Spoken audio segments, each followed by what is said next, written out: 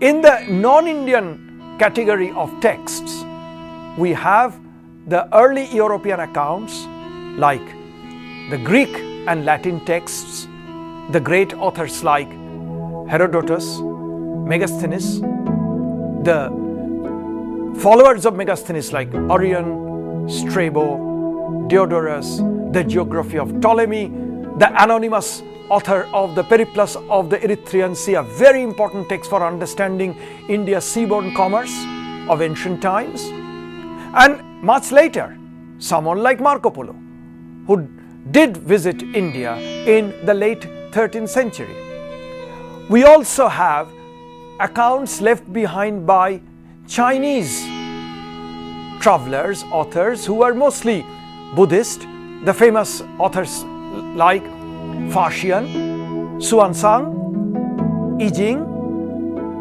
More or less close to this category are also the Tibetan accounts, say of Dharmakirti, and much later of Lama Taranatha, though it really does not belong to the period of ancient India, but it's important for understanding the history of Buddhism in this country.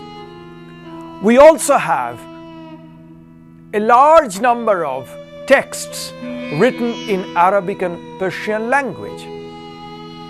The authors like Suleiman al-Masudi, the great al-Biruni, a very erudite person of 11th century who lived in India, read about India, mastered Sanskrit, and left his impression about this country. We also have the anonymous text on geography, Hudud al-Alam, that devotes a chapter on India.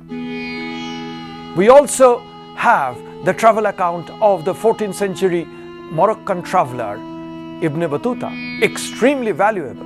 And along with that, there can be a completely new type of sources from that part of the globe, that is the Arabic-Persian civilizational zone.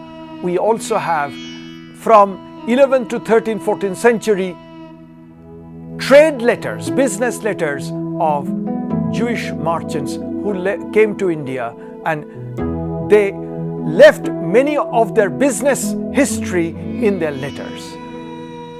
We shall now try to take into account the more precise exercise on how sources help us in understanding the past, say the political history of ancient India, social and economic history of ancient India, cultural history of ancient India, how one approaches this different subdiscipline of history, and how we combine different types of sources in understanding these facets of the past.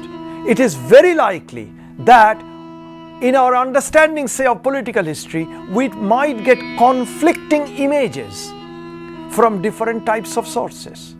How one tries to resolve if two or different types of sources make conflicting claims. We can look at these problems more closely of the use of sources in the subsequent discussions.